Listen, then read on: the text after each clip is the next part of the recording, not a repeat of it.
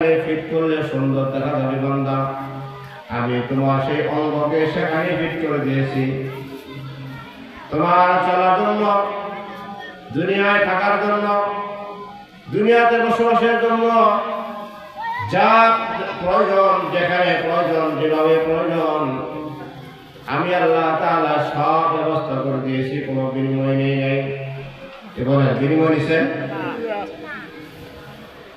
আল্লাহ আমাদেরকে দুনিয়াতে পাঠানোর পরে সর্বপ্রথম আমাদের খাবারের দরকার, কিন্তু খাবার চাবানোর মতো আমাদের দাঁত নাই, ওরকম শক্তি নেই। আল্লাহ তাআলা এমন এক খাবারের ব্যবস্থা করে দিলেন যে খাবার খাওয়ার জন্য সেরকম শক্তিরও প্রয়োজন হয় না, চাবানোরও প্রয়োজন হয় না। কি বলেন? দুনিয়াতে মা যখন বাচ্চাকে বুকে নেয়, বুকের সাথে বাচ্চার মুখটা যখন লাগায় দেয়, অটোমেটিক দুধ আসতে থাকে। সুবহানাল্লাহ বলেন, কে দিছে? এই দুধ খাওয়ার জন্য চাবাইতে হয়। এবার আল্লাহ তাআলা বলেন, তুমি দুনিয়াতে যাওয়ার পরে খাবারের ব্যবস্থা করলাম চাবানো ছাড়া, কিন্তু তোমার তো হাঁটার শক্তি নেই, হাঁটাফেরা করার শক্তি নেই, কাউকে ডাকার শক্তি নেই। কিন্তু তোমার আত্মীয় স্বজনের মাঝে এমন এক মহব্বত তৈরি করে দিলাম, হাঁটা চলাফেরার তো দূরের কথা, মানুষের কুলে কুলে থাকায় তোমার শেষ হয় না। একবার দাদিয়ে কুলে, আরেকবার চাচিয়ে কুলে, আরেকবার ফুফুয়ে কুলে। কি বলে, তাই না? কুলি শেষ হয় না। সে হাঁটবে কখন, সে থাকবে কখন? আল্লাহ বলে, তোমার থাকার জন্য, দুনিয়াতে চলার জন্য বাতাসের ব্যবস্থা করলাম, অক্সিজেন দিলাম, সব ব্যবস্থা করলাম, কিন্তু বান্দা তোমার থেকে কোনো বিনিময় নেই নাই। বিনিময় ছাড়া সব দিলাম। বলেন, বিনিময় দিছে? এত কিছু ভোগ করলাম, এত কিছু আল্লাহ তাআলা দিলেন, কখনো চাইছিলাম? চাইও নাই। আল্লাহ তাআলা কখনো বিনিময় আমাদের কাছ থেকে চান না। অথচ যারা হসপিটালে শুয়ে থাকে, প্রত্যেকটা মিনিটে মিনিটে তাদের বিল দিতে হয়, থাকার বিল দিতে হয়, অক্সিজেনের বিল দিতে হয়, পানির বিল দিতে হয়, কিন্তু আল্লাহ সব দিলেন বিল ছাড়া। সুবহানাল্লাহ বলেন। এবার আল্লাহ বলেন, বান্দারে আমি তোমাকে সব দিলাম বিনিময় ছাড়া, স্বার্থহীন ভাবে। যে পিতা মাতার মাধ্যমে তুমি দুনিয়াতে আসলে, ওই পিতা মাতাও তোমাকে লালন পালন করে, ওই মা বাবা তোমাকে দেখাশোনা করে, লালন পালন করে, তোমাকে বড় করে, সব কিছু খরচ তোমার বহন করে, স্বার্থহীন ভাবে, কোনো বিনিময় ছাড়া। কি বলে? বিনিময় ছাড়া না? সন্তান লালন পালন করে, সন্তান পেটে ধারণ করে মা কত কষ্ট করে। সন্তান যখন বড় হয়, তখন কখনো কি মা বলছে সন্তানকে, বাবারে তোরে পেটে রাখা অবস্থায় যে কষ্ট হয়েছিল, একদিনের কষ্টের বিল আমরা দিয়ে দেব? বলেন, কখনো বলে? বলে। বিনিময় ছাড়া, স্বার্থহীন ভাবে, জন্মের পর থেকে তাকে বিবাহ করার পর্যন্ত, প্রাপ্ত বয়স্ক হওয়া পর্যন্ত যত খরচ হয়, যাবতীয় খরচ বহন করে পিতা। এরপরে সন্তান যখন কামাই করে, উপার্জন করে, পিতা কখনো বলে নাই, বাবারে তোর জন্ম থেকে 25-20 বছর বয়স পর্যন্ত, 30 বছর বয়স পর্যন্ত যে খরচ হয়েছিল, আমি প্রত্যেকটা খরচ হিসাব করে তার কাছ থেকে চাই না, একদিনের খরচের বিল আমি তার কাছ থেকে চাই। এরকম কখনো বাবা বলছিল? বলে। তো আল্লাহ এটাই বুঝাইলেন, বান্দারে আমি তোর প্রতি ইহসান করি, তোর প্রতি দয়া করি, তোর প্রতি আমি মায়া করি, সব কিছু করি তোর প্রতি, সব কিছু করতেছি নিঃস্বার্থভাবে, স্বার্থহীনভাবে, কোনো বিনিময় ছাড়া। ঠিক তদ্রূপ পিতা মাতা যাদের মাধ্যমে বান্দা তুমি দুনিয়াতে আসছো, ওই পিতা মাতাও তোমার জন্য সব করে বিনিময় ছাড়া। এই জন্য আমি আল্লাহ যেখানে আমার হুকুমের, আমার ইবাদতের কথা বলেছি, ঠিক সেই জায়গাতে পিতা মাতার প্রতি সদাচরণ, পিতা মাতার সাথে ভালো ব্যবহার, পিতা মাতার হুকুম মানার কথা আমি আল্লাহ তাআলা জানিয়ে দিয়েছি। আল্লাহ তাআলা জানিয়ে দিয়েছে।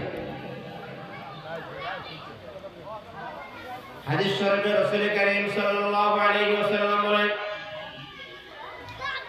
রিদা রাব্বি ফি রিদাল ওয়ালিদ ওয়া সাখাতুর রাব্বি ফি সাখাতিল ওয়ালিদ। আল্লাহর নবী সাল্লাল্লাহু আলাইহি ওয়াসাল্লাম বলেন, ও দুনিয়ার মানুষ, সবার উম্মত, তোমরা যদি আল্লাহ তাআলার প্রকৃত সন্তুষ্টি অর্জন করতে চাও, তাহলে আল্লাহ তাআলাকে সন্তুষ্টি অর্জন করতে চাইলে পিতামাতা সন্তুষ্টি অর্জন করতে হবে। পিতামাতার সন্তুষ্টি অর্জন করা ছাড়া, মা বাবাকে খুশি করা ছাড়া আল্লাহ তাআলাকে খুশি করা কখনোই। হাজারো ফিতনার সময় ফিতনা ফাসাদ থেকে হেফাজত করে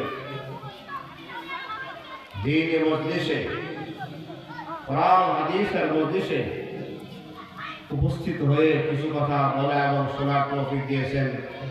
এজন্য শুকরিয়া আদায় করি, আলহামদুলিল্লাহ। একটু আস্তে বলি আলহামদুলিল্লাহ, আস্তে বলি, বলি না, আস্তে বলি আলহামদুলিল্লাহ। আর শীতের দিন তো জোরে আলহামদুলিল্লাহ বলে যদি আর দিনে ঘুমের কষ্ট হয়, কি বলেন? কি এই হিসাব করতেছেন নাকি এখানে মাহফিল আসছেন খুব কষ্ট করে চাপে, না আসলে কিরকম দেখা যায় এলাকার চাপ, বাড়ি বাড়ির চাপ, এরকম চাপ নিয়ে আসছেন নাকি? তাহলে আলহামদুলিল্লাহ সুবহানাল্লাহ বলতে সমস্যা কোথায় বলেন? আল্লাহ আমাদেরকে আশা তৌফিক দিয়েছেন, এজন্য শুকরিয়া আদায় করি, আলহামদুলিল্লাহ। আলহামদুলিল্লাহ। আল্লাহ তাআলা কোরআনে কারীমে যত জায়গায় আল্লাহর হুকুম, আল্লাহ পাকের ইবাদতের কথা বলেছেন, ঠিক সেই জায়গাতে পাশাপাশি পিতামাতার প্রতি সৎ ব্যবহারের কথা বলেছেন।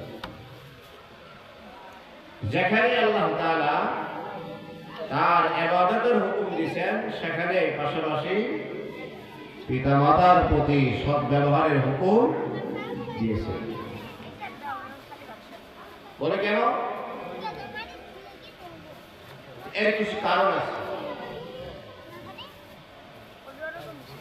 আল্লাহ তাআলা তার ইবাদতের পাশাপাশি তার বান্দাদেরকে হুকুম দিয়েছেন, বান্দাদেরকে জানাই দিয়েছেন, বান্দারে আমার ইবাদত করলে শুধু হবে না, আমার হুকুম তো মানতেই হবে। আমার হুকুম মানার পাশাপাশি, আমার ইবাদতের পাশাপাশি যার মাধ্যমে তুমি দুনিয়াতে আসছো, যার ওসিলায় দুনিয়াতে এসেছো, ওই ব্যক্তির আনুগত্য, ওই ব্যক্তির প্রতি সদয় আচরণ করতে হবে। আমি আল্লাহ তাআলা যেখানে আমার প্রতি আমার ইবাদত করার হুকুম দিয়েছি, সেখানে পাশাপাশি পিতামাতার প্রতি ইহসান করা, পিতামাতার সাথে ভালো আচরণ করার হুকুম দিয়েছি। তার একমাত্র কারণ হলো আমি আল্লাহ তাআলা, আমি আল্লাহ তোমাকে যেভাবে স্বার্থহীনভাবে, নিঃস্বার্থভাবে, কোনো বিনিময় ছাড়া তোমাকে সৃষ্টি করেছি, তোমার হাত পা অঙ্গ প্রত্যঙ্গগুলো সৃষ্টি করেছি, যে অঙ্গ যেখানে ফিট করলে সুন্দর দেখা যাবে বান্দা, আমি তোমার সেই অঙ্গকে সেখানে ফিট করে দিয়েছি। তোমার চলার জন্য, দুনিয়ায় থাকার জন্য, দুনিয়াতে বসবাসের জন্য যা প্রয়োজন, যেখানে প্রয়োজন, যেভাবে প্রয়োজন, আমি আল্লাহ তাআলা সব ব্যবস্থা করে দিয়েছি, কোনো বিনিময় নেই। এবারে বিনিময় নিছেন আল্লাহ আমাদেরকে দুনিয়াতে পাঠানোর পরে সর্বপ্রথম আমাদের খাবারের দরকার, কিন্তু খাবার চাবানোর মতো আমাদের দাঁত নাই, ওরকম শক্তি নেই। আল্লাহ তাআলা এমন এক খাবারের ব্যবস্থা করে দিলেন যে খাবার খাওয়ার জন্য সেরকম শক্তিরও প্রয়োজন হয় না, চাবানোরও প্রয়োজন হয় না। কি বলে? দুনিয়াতে মা যখন বাচ্চাকে বুকে নেয়, বুকের সাথে বাচ্চার মুখটা যখন লাগায় দেয়, অটোমেটিক দুধ আসতে থাকে। সুবহানাল্লাহ বলেন, কে দিছে? এই দুধ খাওয়ার জন্য চাবাইতে হয়। এবার আল্লাহ তাআলা বলেন, তুমি দুনিয়াতে যাওয়ার পরে খাবারের ব্যবস্থা করলাম চাবানো ছাড়া, কিন্তু তোমার তো হাঁটার শক্তি নেই, হাঁটাফেরা করার শক্তি নেই, কাউকে ডাকার শক্তি নেই, কিন্তু তোমার আত্মীয় স্বজনের মাঝে এমন এক মহব্বত তৈরি করে দিলাম, হাঁটা চলাফেরার তো দূরের কথা, মানুষের কুলে কুলে থাকায় তোমার শেষ হয় না। একবার দাদির কুলে, আরেকবার চাচির কুলে, আরেকবার ফুফুয়ের কুলে, কি বলে, তাই না?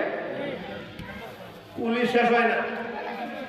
সে হাঁটবে কখন, সে থাকবে কখন? আল্লাহ বলে, তোমার থাকার জন্য, দুনিয়াতে চলার জন্য বাতাসের ব্যবস্থা করলাম, অক্সিজেন দিলাম, সব ব্যবস্থা করলাম, কিন্তু বান্দা তোমার থেকে কোনো বিনিময় নেই নাই, বিনিময় ছাড়া সব দিলাম। বলেন, বিনিময় দিছে? এত কিছু ভোগ করলাম, এত কিছু আল্লাহ তাআলা দিলেন, কখনো চাইছিলাম? চাইও নাই। আল্লাহ তাআলা কখনো বিনিময় আমাদের কাছ থেকে চান না। অথচ যারা হসপিটালে শুয়ে থাকে, প্রত্যেকটা মিনিটে মিনিটে তাদের বিল দিতে হয়, থাকার বিল দিতে হয়, অক্সিজেনের বিল দিতে হয়, পানির বিল দিতে হয়, কিন্তু আল্লাহ সব দিলেন বিল ছাড়া। সুবহানাল্লাহ বলেন।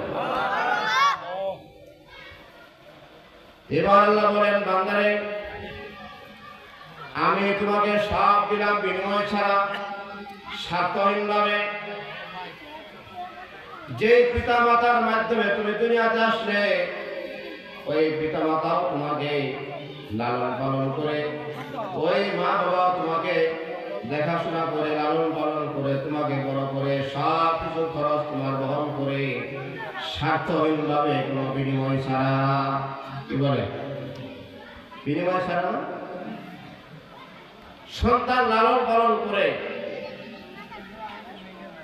সন্তান পেটে ধারণ করে মা কত কষ্ট করে, সন্তান যখন বড় হয় তখন কখনো কি মা বলছে সন্তানকে, বাবারে তোরে পেটে রাখার অবস্থায় যে কষ্ট হয়েছিল, একদিনের কষ্টের বিল আমরা দিয়ে দেব? বলেন, কখনো বলে? বলে। বিনিময় ছাড়া, স্বার্থহীন ভাবে, জন্মের পর থেকে তাকে বিবাহ করানো পর্যন্ত, প্রাপ্ত বয়স্ক হওয়া পর্যন্ত যত খরচ হয়, যাবতীয় খরচ বহন করে পিতা।